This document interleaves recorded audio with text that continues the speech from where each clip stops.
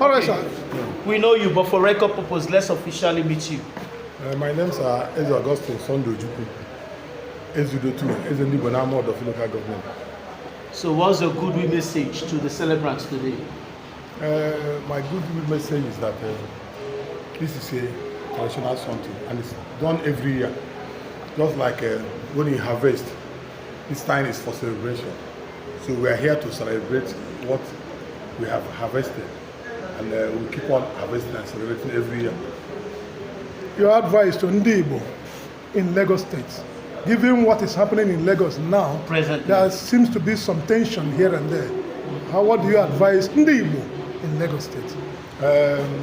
Like you asked,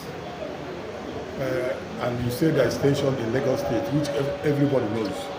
And my advice to Ndigbo is we have to take it easy.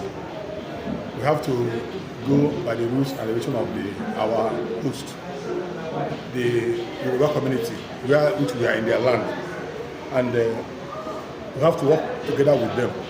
Let us know their culture so that we don't interfere with what they don't want.